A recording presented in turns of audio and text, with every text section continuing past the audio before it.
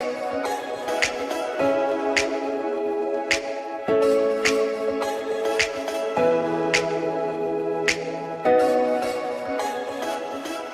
we will discuss one more application of Biot-Savart's law and find magnetic field on center and axis of circular current carrying loops. तो पहले हम magnetic field at center of loop find करेंगे, फिर next part में हम magnetic field on axis of loop find करेंगे. So first of all we should know that why are we so much interested in circular loops? तो actually circular loops हम बहुत ज़्यादा use करते हैं for magnetizing a material.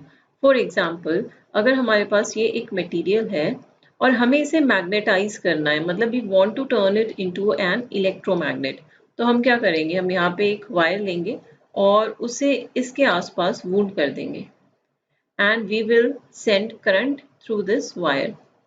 तो होगा क्या कि ये जो लूप्स हैं इनके अंदर मैग्नेटिक फील्ड जनरेट होगा और उस मैग्नेटिक फील्ड के कारण ये मटेरियल मैग्नेटाइज हो जाएगा. तो ये सारी टर्न्स क्या हैं, ये सर्कुलर लूप्स ही तो हैं. तो अगर हमें एक लूप से कितना मैग्नेटिक फील्ड जनरेट होगा वो पता लग जाए, then we can use it to find magnetic field for any number of loops. So this is the reason why we so much interested in circular loops. So now we will consider a circular loop of wire of radius r and carrying current I in clockwise direction, and we wish to calculate the magnetic field at the center point O.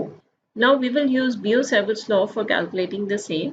और Biot-Savart's law हम कैसे use करते हैं, हम small elements ले लेते हैं इस वायर के और किसी भी एक एलिमेंट के कारण हम सेंटर पे small value of magnetic field find कर देंगे और फिर टोटल मैग्नेटिक फील्ड फाइंड करने के लिए हम उस वैल्यू को इंटीग्रेट कर देंगे.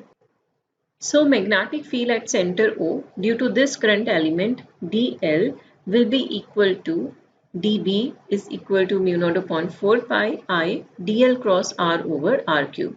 This is nothing but statement of Biot-Savart's law. The direction of magnetic field is perpendicular to plane of paper inwards. अब इस पॉइंट पे अगर आप direction of magnetic field find करो तो वो perpendicular to plane of paper inwards आएगी और उसे हम क्रॉस से डिनोट करते हैं एंड उसकी डायरेक्शन हम निकाल सकते हैं using Maxwell's right hand thumb rule. आप अपना थंब प्लेस करो in the direction of flow of current, then magnetic field की जो डायरेक्शन आएगी वो perpendicular to plane of paper inwards आएगी.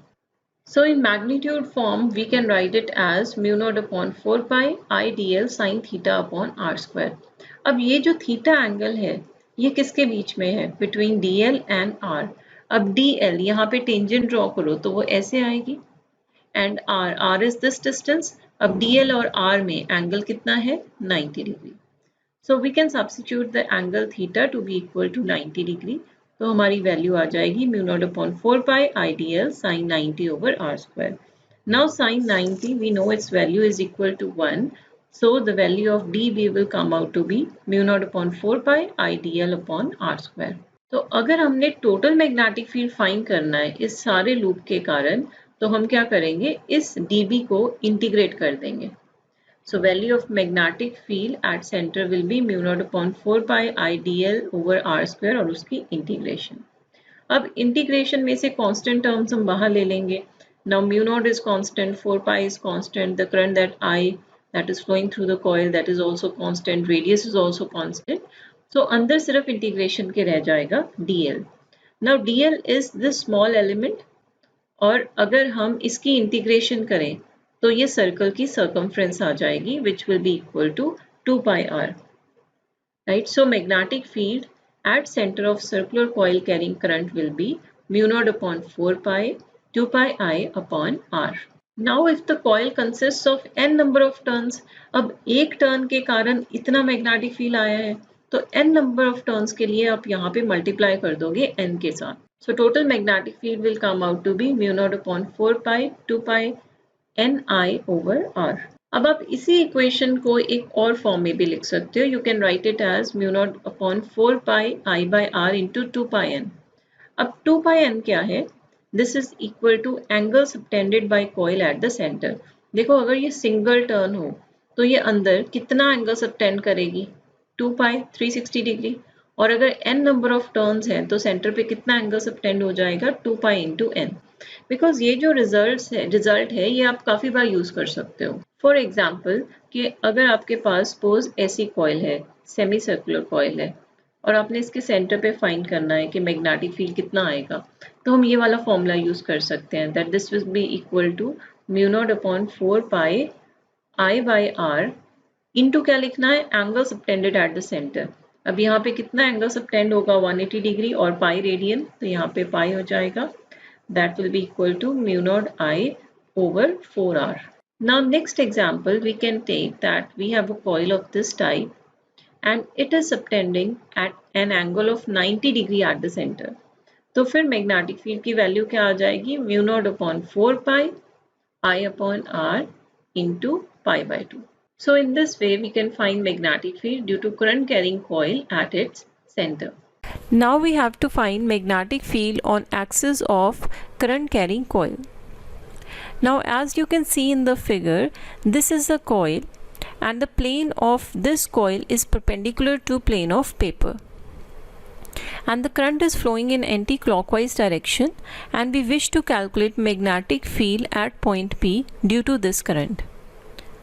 तो इसे समझने के लिए आप ये फिगर देख सकते हो कि यहाँ पे एक कॉइल है, it is placed perpendicular to plane of paper और ये एक्सेस हैं कॉइल के, this you can take it as x o x dash, these are the axes of coil and current in this coil is flowing in anti-clockwise direction and this is the point P where we wish to calculate the magnetic field. Now PC distance you can take it to be equal to x and this distance is equal to r. Now we have to apply Biot-Savart's law and Biot-Savart's law के लिए हम एक small element लेते हैं dl और उस element की वजह से हम यहाँ पे small value of magnetic field find करते हैं dB and total magnetic field find करने के लिए फिर हम उस dB को integrate करते हैं. So the magnetic field at point P due to element dl will be equal to mu naught upon 4 pi I dl cross r over r cube. ये हमने बियो-सावर्ट्स लॉ की ही स्टेटमेंट लिखी है. तो जब हम इसे ओपन करेंगे so this will come out to be mu naught over 4 pi I d l r sine theta because a cross b is a b sine theta over r cube. तो ये हमारे पास आ जाएगा mu naught upon 4 pi I d l sine theta upon r square. अब sine theta को हमने 90 degree substitute किया. अब ये समझो हमने 90 डिग्री क्यों सब्स्टिट्यूट किया. अब इस फिगर से देखो, अगर हम डी एल की यहाँ पे डायरेक्शन देखनी हो तो हम यहाँ पे एक टेंजेंट ड्रॉ करेंगे. तो this is the direction of D L small element. इसकी डायरेक्शन हम डायरेक्शन ऑफ करंट में ही लेते हैं, जो डायरेक्शन ऑफ करंट होगी वही डायरेक्शन ऑफ डी एल होगी and this is point P. अब इन दोनों में जो एंगल है that is 90 degree.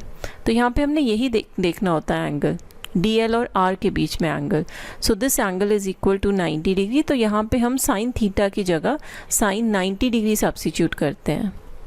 So now d B will be equal to mu naught upon 4 pi I d l over a square plus x square.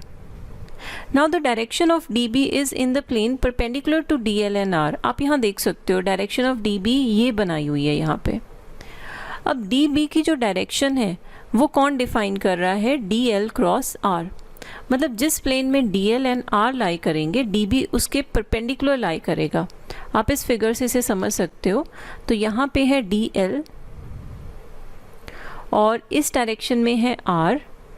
तो यहाँ पे मैंने एक प्लेन बनाया है, इस प्लेन में DL और R लाई कर रहे हैं. तो मैग्नेटिक फील्ड कहाँ आएगा, मैग्नेटिक फील्ड हमेशा इस प्लेन के परपेंडिकुलर डायरेक्शन में आएगा. तो अगर हमने पॉइंट P पे फाइंड करना है मैग्नेटिक फील्ड तो वो इस डायरेक्शन में आएगा. तो magnetic field will be in this direction. और you can use right hand thumb rule. अगर आप अपने राइट हैंड का थंब प्लेस करें in the direction of DL तो जो कर्ल ऑफ फिंगर्स आएंगी इस पॉइंट पे वो अपवर्ड डायरेक्शन में, इस डायरेक्शन में आएंगी.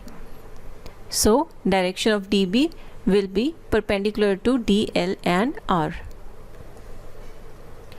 Now DB will be in this direction due to this element DL. Similarly, we can take another element DL over here and due to this element the direction of DB will be in the direction of PQ dash, this direction. अब इस dB के हम दो components बना सकते हैं, because if this angle is phi, this angle will also be equal to phi. तो इधर कंपोनेंट बनेगा dB cos फाई, इधर बनेगा dB sin फाई. यहाँ पे dB cos फाई, यहाँ पे dB sin फाई. तो इसका मतलब ये है कि हम कहीं पे भी अगर एक स्मॉल एलिमेंट dl ले लें तो उसके भी दो कंपोनेंट्स बनेंगे, dB cos phi, dB sin phi. तो हम ये कंक्लूड कर सकते हैं कि जो dB cos फाई वाले कंपोनेंट्स हैं वो तो कैंसिल हो जाएंगे, तो सिर्फ कौन से कंपोनेंट रहेंगे, dB sin फाई. तो मगर इसका मतलब है कि अगर हम स्मॉल एलिमेंट लेते हैं और उसके कारण हम मैग्नेटिक फील्ड फाइंड करते हैं तो मैग्नेटिक फील्ड का सिर्फ हमें साइन कंपोनेंट लेना है. सो dB cos phi component will cancel and net magnetic field at point P will be equal to dB sin phi.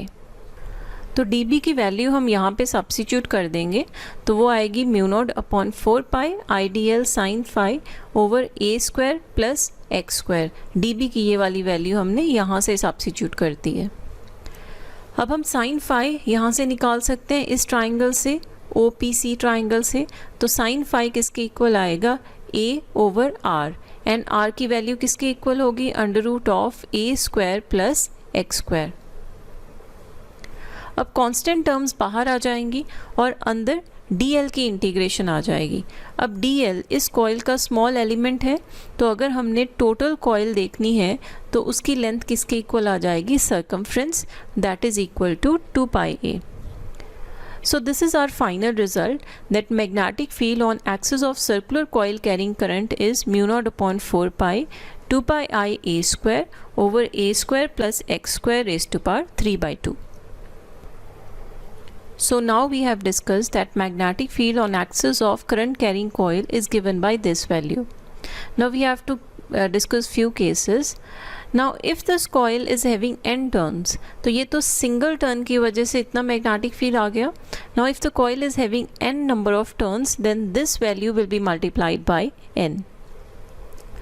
And next, suppose point P lies on the center of coil. यहाँ पे जो point P है वो axis पे नहीं है बल्कि center of coil पे है. तो अगर ये center of coil है तो ये जो x की वैल्यू है वो 0 हो जाएगी. तो यहाँ पे हमारे पास रिजल्ट आ जाएगा mu naught upon 4 pi 2 pi I over a into n. तो ये हमने पहले भी रिजल्ट किया था जब हमने फाइंड किया था magnetic field at centre of coil. Now the second case is when point P lies far away from the center of coil. Means this distance x, it is very large. Point P कहीं far away है तो x distance is very large in comparison to A. मतलब हम x के comparison में A को ignore कर सकते हैं इस फॉर्मूला में.